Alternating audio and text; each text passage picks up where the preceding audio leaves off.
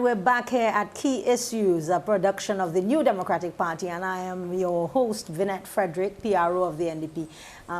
In studio this evening, we're interviewing the Honorable Arnhim Eustace. We've been talking economy, we've been talking agriculture, we've been talking tourism, and really I think it's only fair that we get into the state of the financial services sector, because the situation with CLICO and British American, you know, Vincentians are trembling with the potential impact on their financial situation. But for those of us who are not involved in, or who don't understand insurance and what really is going on, could you just clarify and lend some clarity to that area and say, where are we at the moment with CLICO and British American? Well, we have two sets of financial services. The problems with our banks, and everybody knows what has happened with NCB and so forth. But the non-bank financial sector is what you are addressing. That is things like insurance companies, CLICO, British American, what their impact has been. And this also includes the National Insurance Scheme, which is a non-bank financial institution. Now, the likely losses from British American CLICO will be very great to Vincentians. Efforts have been made at the regional level to establish companies, to take over some of the traditional life policies and so on. But a lot of the effort needs to be hinged on what to do about those special annuities where private citizens put their money in to deposit money to get some interest on the money, which look good. And our national insurance scheme did the same thing. And the losses, the potential losses there, despite the efforts to establish new companies, are very significant. I will say right now that I believe that the National Insurance Scheme will have to begin to provide for those losses in its accounts, in this year's accounts, which means it may not show a profit at all for the first time in its history. Wow. Because I think the profit the last time was about 22 million. Any provision they make now, because the investment by the NIS in British American is 62 million. Wow. And there is no clear avenue for getting back that money at this time. So to show proper accounts, proper accounting, they may have to provide maybe for 40% of those losses in this financial year, which means the profit will disappear. But didn't the government have a responsibility to get some sort of undertaking from the insurance companies that they would pay upfront for situations that arose like this? Is that no? There's a law. There's an Insurance Act, and there's certain statutory deposits that should be made and kept by the government. But those are not there. You know, and therefore you have all sorts of mechanisms being tried, setting up new companies and so on to try to get back some money to reimburse persons. The same thing happened to the credit unions. You know, they are very much involved, and I suspect a lot of them are going to show losses this year also. You know, so much so that you notice at the last parliament last week, another bill was passed, which is going to supervise those institutions now, the non-bank financial institutions like the credit unions. I believe that is actually going to a select committee. Select committee in a few days' time. So what you have is a lot of persons. In the case of St. Vincent, some 7,000 people are affected. Wow. Directly. You will have to recognize that the pension funds for people like Vinlet and Flour Mill and so on are tied up in this mess here too, you know. So you mean the employees of some of our major businesses? That's right. Flour Mill, Vinlet, and so forth are tied up in this mess too.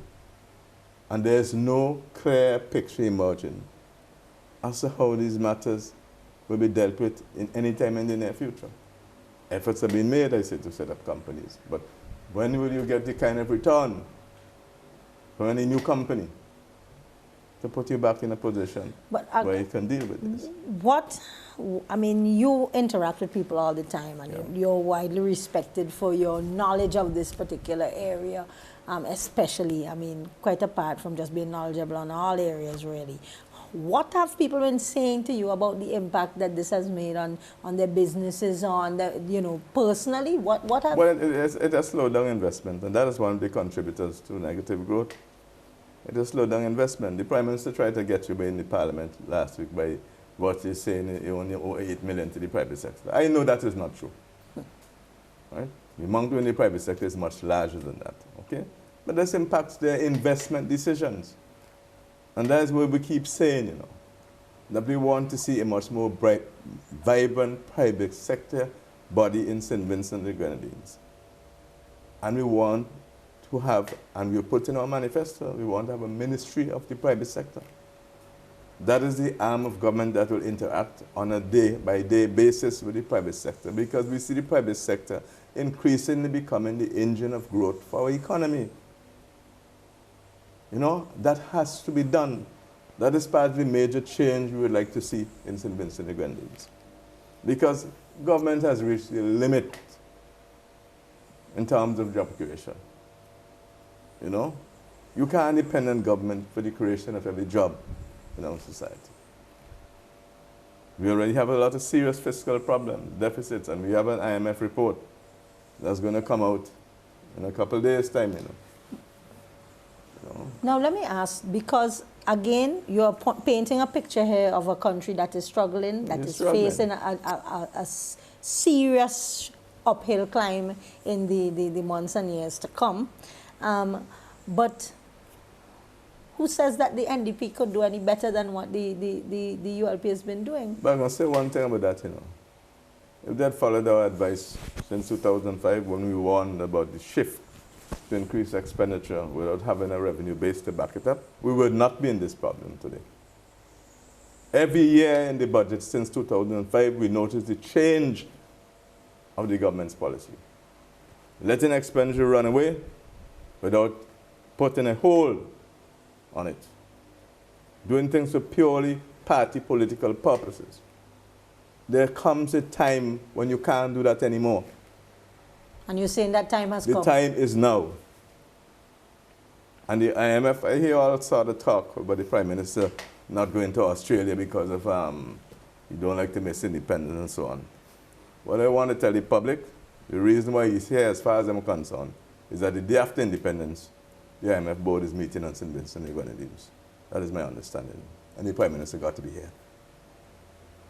So? Because we do not know what they'll prescribe. We have an idea what they will prescribe, and some of it may not be nice. And we've been warning about it for 5 years. These things take time to come, you know. I went through that with this country as Prime Minister and Minister of Finance some years ago, when I could not agree to more than a 12% increase in wages. It's for that same reason that we're now in trouble here again, you know. Because we let our expenditure run away without having the revenue. And by expenditure, you mean how much people spend? How much the government is spending? How much government is spending on recurrent expenditure. And you can't run away from it all. Look at Barbados. Give me some examples. They're now going to freeze wages and so on. Give me some examples of what kind of recurrent expenditure is coming up that the government keeps spending on. Well, the government has to spend on certain things. Wages, salaries. They have to spend on NIS payments. They have to spend on Braxa and the thing. I've told somebody the current budget alone I'm talking about, and I'm not talking about the capital budget. So this has nothing to do with the things that the government is doing to build anything new or to create something? This is just to do business? The current expenditure, yes, the normal day-to-day activity, and that is what you have a deficit on. But that shouldn't be? It should not be so.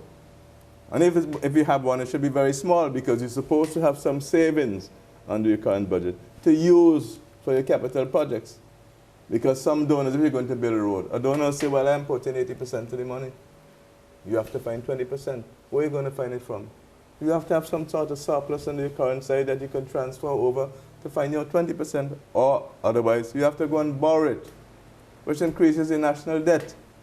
And what is the national debt as far as you're aware today, to date? It's somewhere around $1.3 billion. Wow. You know? Now, I wanted to ask a question because this keeps coming up.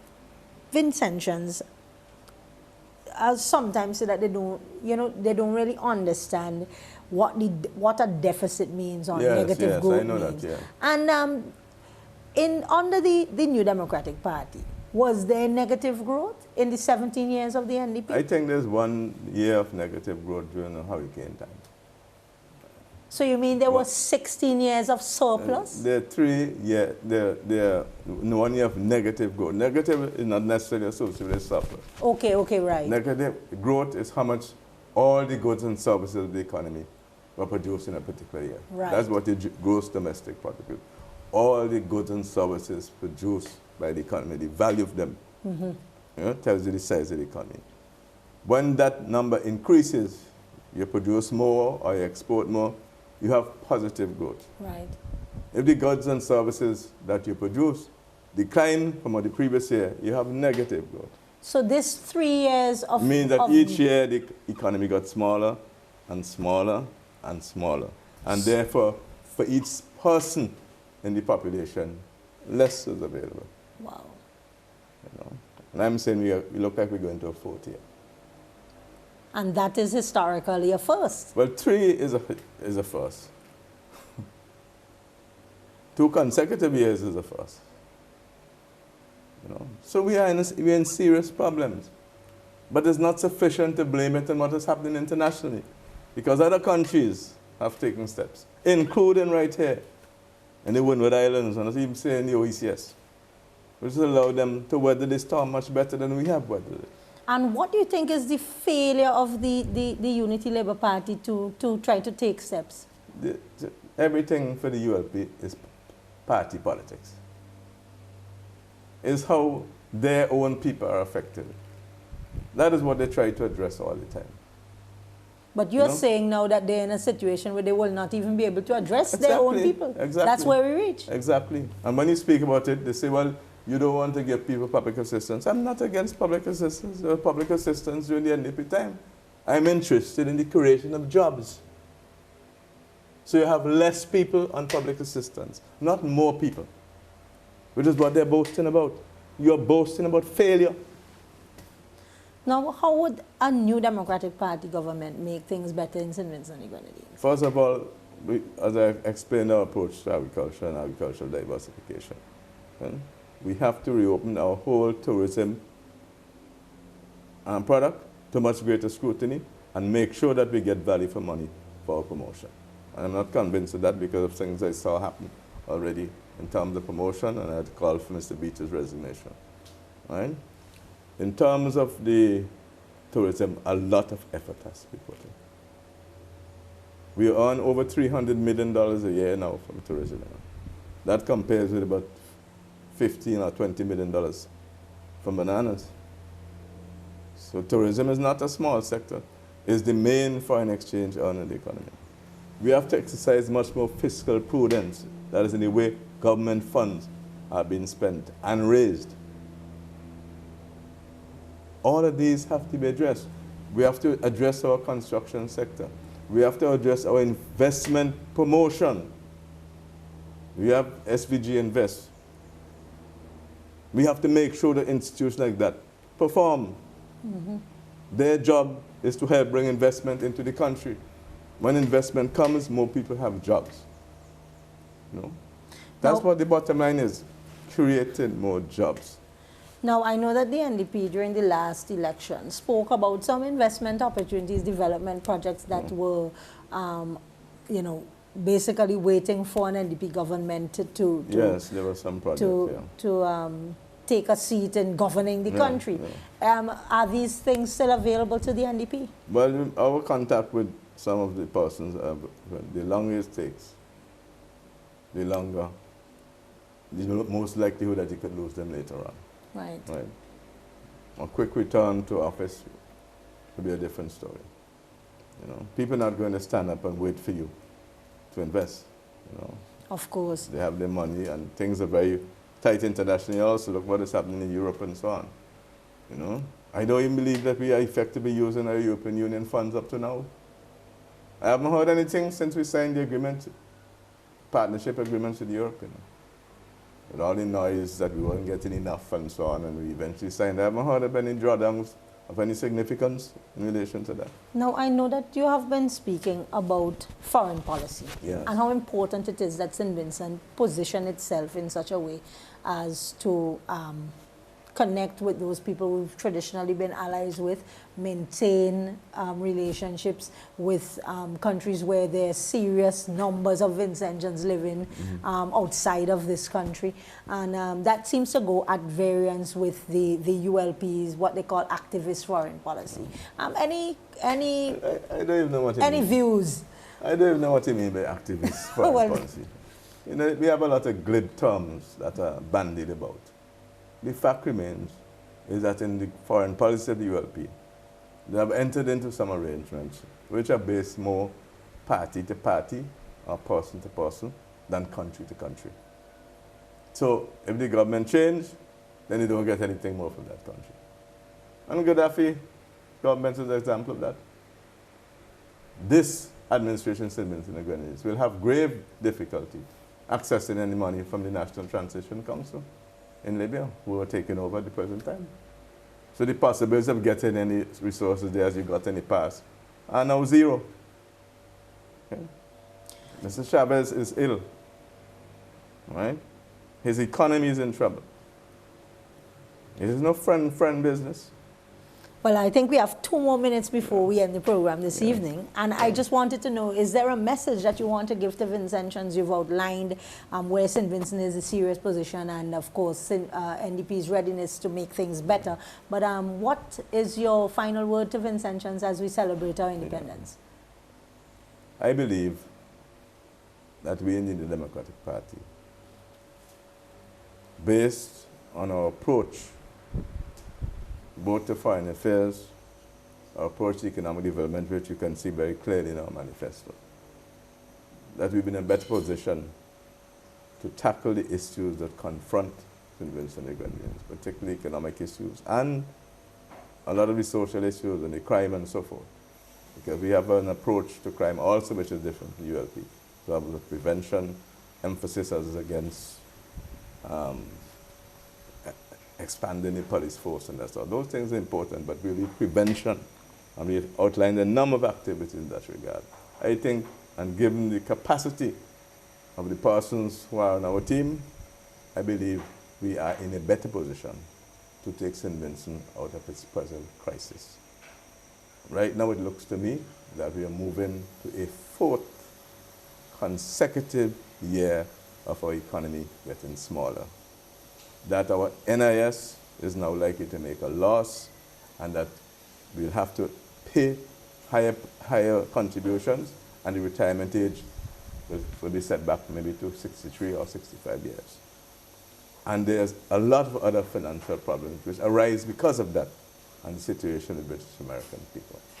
I believe we are in a better position to deal with those issues. You look at the Parliament, only the Prime Minister really speaks.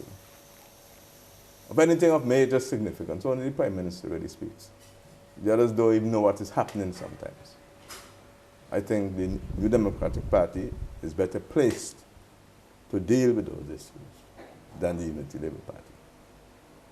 All right, thank you. You've been hearing from the Honorable Arnhim Eustace, the leader of the NDP and the president of the New Democratic Party, the leader of the opposition. And my name is Vincent Frederick, and this is your first installment of Key Issues. See you in 2 weeks.